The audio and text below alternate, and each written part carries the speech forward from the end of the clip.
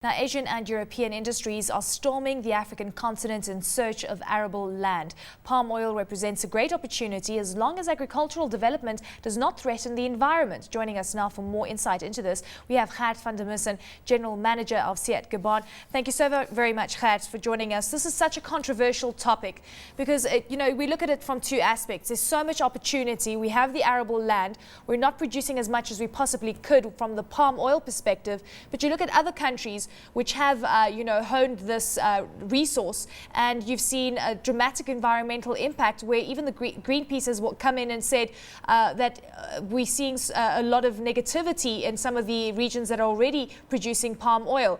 You've got to look at it both ways. So we've got to find a middle ground. Do you think that Africa can do this? Good evening. It is true that presently, the oil palm sector is under a very negative review by a lot of NGOs and consumers in Europe. We are all faced with the fact that the world population is growing and they all need to eat. And very soon we will be in with 9 or even 10 billion people and they all need to eat. If we want to clear land to plant for the needs of these 10 billion people, if we want to work with other vegetable oil crops, we will have to clear about 300 million hectares. If we are going to plant it with oil palm, which is producing 10 times more than the other crops, we only have to clear 30 million hectares. So it is a question which is of course very sensitive and very difficult to answer, but something needs to be done, and that's why probably oil palm will be the only sustainable crop to grow and to feed the people. When we look at other regions that have honed, as I mentioned, this natural resource, we've actually seen the emergence and the rise of the lower and middle income, earners.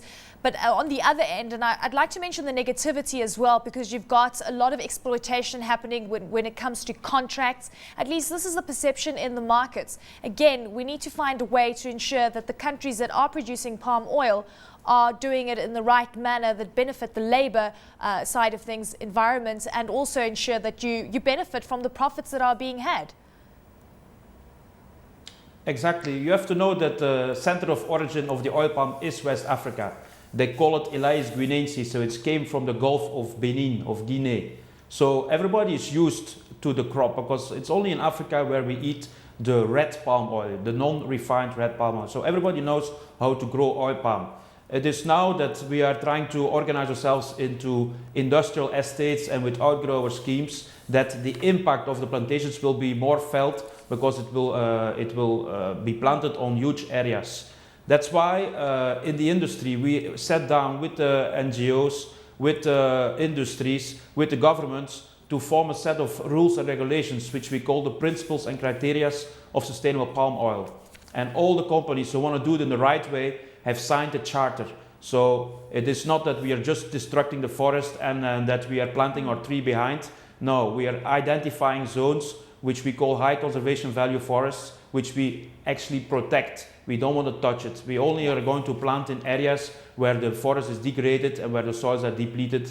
So it is not true anymore that you can just do whatever you want. And we as an industry, we the good players in the industry, we are pushing the bad ones to also adapt these rules and regulations. Okay, well, what's interesting is that we're seeing a lot of demand coming through from Asia, and it's no surprise there, because if you see what is happening on the biofuel front and also the demand that we could see from the edible oil side of things going forward, there's going to be a huge deficit. So again, we go back to this amazing opportunity.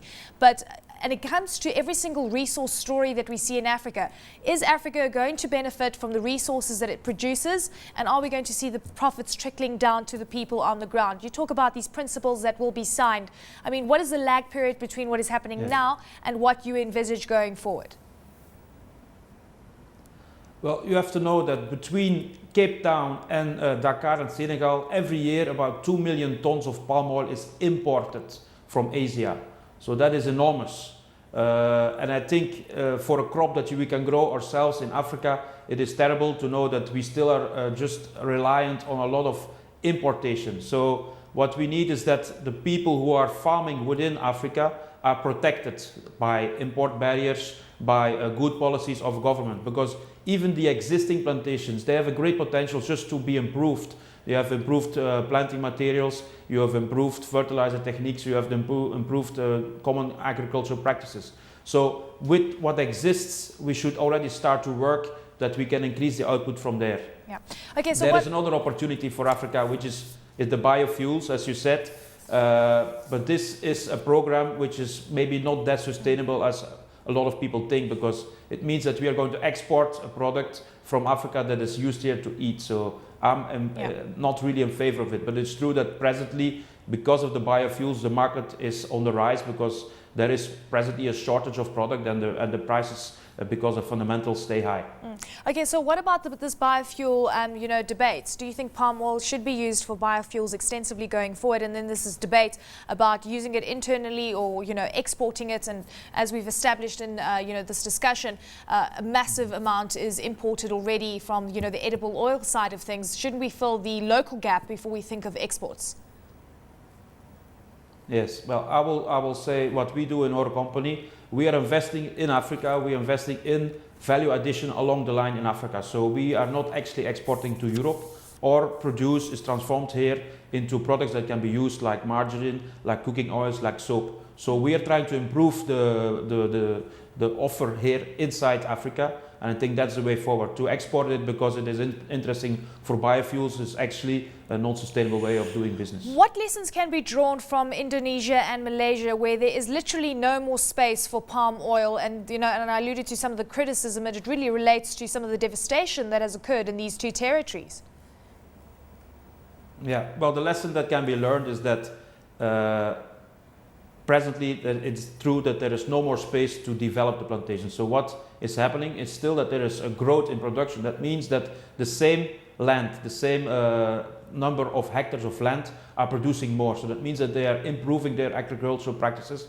And that's the same thing what we should do here. Not only cut down forest and do extensive plantings. No, we should improve the plantations that we have to produce more. Yeah. So that's what we can be learned. And we can also learn from Malaysia and Indonesia that it is possible to protect your forest. I've visited several times Malaysia and Indonesia. It's fantastic to see how plantations can live together with forestry and with national parks. Okay, so there are other challenges and constraints: water deficit, access to sunshine, who would have thought, labor availability, land tenure, social infrastructure as a whole. Are these challenges something that can be overcome to see a very robust palm oil industry?